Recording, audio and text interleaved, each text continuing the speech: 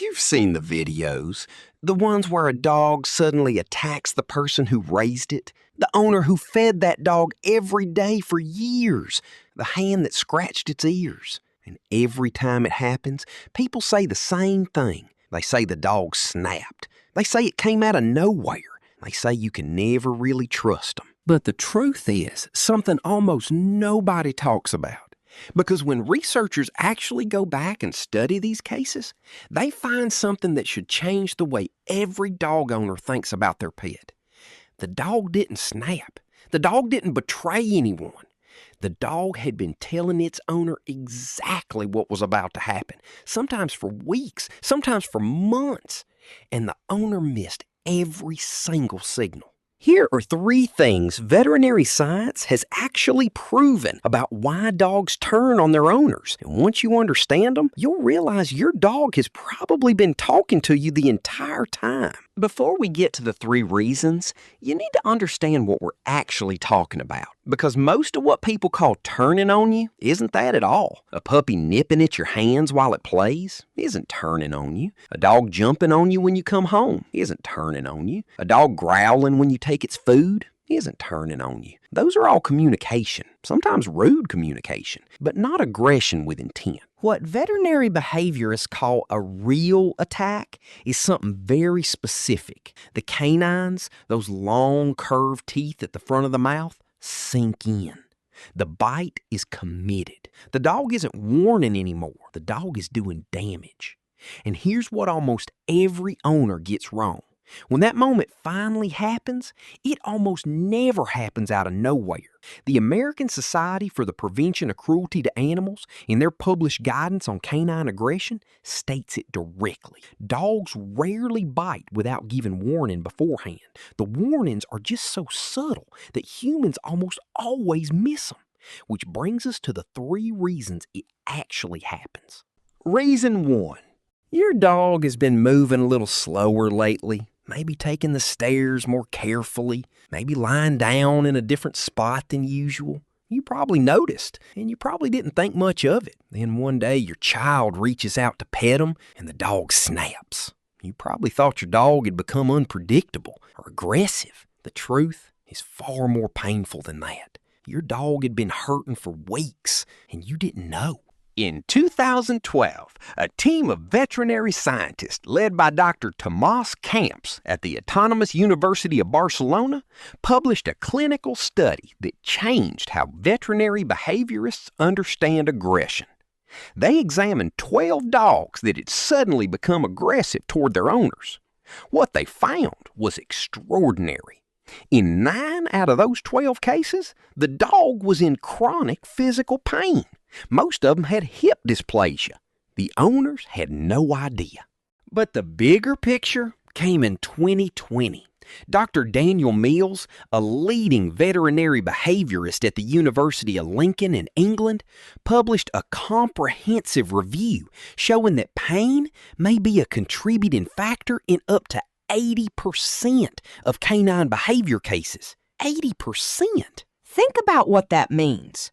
The next time a dog seems to lash out for no reason, it's probably not the dog's character that changed. It's the dog's body. An ear infection, a bad tooth, a back injury, a hip joint that's been quietly grinding for months. The dog can't tell you it hurts, so when you reach toward the place that hurts, or when a child falls onto them while they sleep, the dog does the only thing left. It defends itself. This is why the very first thing any veterinary behaviorist will tell you when a dog suddenly becomes aggressive is the same thing. Take that dog to a vet, not a trainer, a vet. Because something inside that animal is hurting, and the aggression is the symptom, not the cause. Reason 2. Your dog growled at someone last month, and you scolded them for it. You thought you were teaching them to be friendlier. You thought you were correcting bad behavior. You weren't. You were taking away the only language your dog had left. In 2004, a British veterinarian named Dr. Kendall Shepherd published one of the most important models in modern dog behavior science. She called it the ladder of aggression, and it explains something that almost every dog owner gets wrong. A dog never just bites. A dog climbs. At the bottom of Shepherd's ladder are the smallest signals. A yawn when nothing is sleepy about the moment. A lick of the lips when there's no food. A turn of the head away from you. Eyes that briefly show their whites. These are the whispers. The dog is saying quietly, I am uncomfortable. Please give me space. If we don't listen, the dog climbs higher. They freeze. Their body goes stiff. Their ears pin back. They might walk away or hide. Climb again, and the dog growls. Climb again, and they snap. A quick warning bite that doesn't connect. Climb one more rung, and they bite for real. And here is the part almost nobody understands. When a dog seems to bite out of nowhere, it's almost always because the owner punished the lower rungs of the ladder. They yelled at the dog for growling. They smacked the dog for snapping. So the dog learned something terrifying. The warnings don't work. The warnings get me in trouble. So the next time the dog feels cornered, it skips the warnings entirely. And from the human's perspective, the bite came out of nowhere. It didn't. If this is changing how you see your dog right now, do me a favor and hit subscribe. We cover what dog behavior actually means, not what we assume it means. Reason 3. You're walking your dog. They see another dog across the street. Their body locks up, hackles rise. They explode into barking and lunging. You pull on the leash to stop them. And in that single second, your dog whips around and bites your leg. You probably thought your dog had attacked you. They didn't. You were the closest target when they couldn't reach what they were actually upset about. This is what veterinary behaviorists call redirected aggression. And it is one of the most misunderstood forms of dog bites in the world. The dog isn't angry at you. The dog is in such an extreme state of frustration that the brain stops being able to choose its target. Whoever is touching the dog when the arousal peaks becomes the target by accident. Research on leash reactivity, including a major analysis published in Scientific Reports in 2021 examining over 9,000 dogs in Finland, has shown that this state of high arousal isn't really aggression in the way we think of aggression. It's frustration that the dog cannot release. The leash holds them back. The fence holds them back. They cannot reach the trigger. So the energy has to go somewhere. It goes into the leg of the person holding the leash. This is why experienced trainers will tell you something that sounds almost paradoxical. The way to stop a dog from redirecting on you is not to correct the dog harder. It's to make sure they never reach that level of frustration in the first place. Because once a dog crosses that threshold, it isn't really making a choice anymore. The decision-making part of the brain has been hijacked by something far older and far more reactive. Your dog didn't turn on you. Your dog couldn't see you anymore. So here is the truth that almost nobody talks about when they share those videos of dogs turning on their owners. In every case, with vanishingly few exceptions, the dog had been telling them.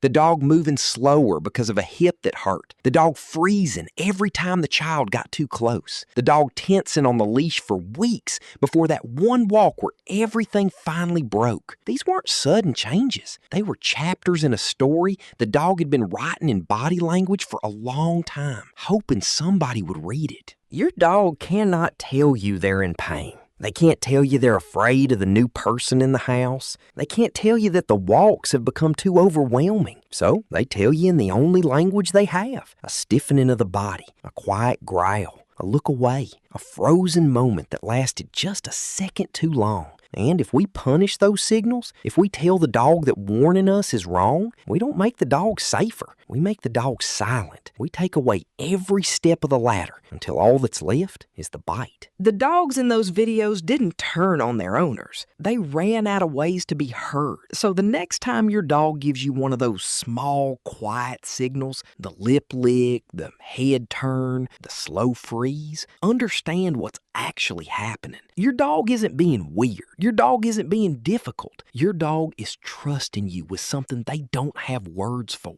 Listen to them, because the dogs that bite are almost always the ones who tried everything else first.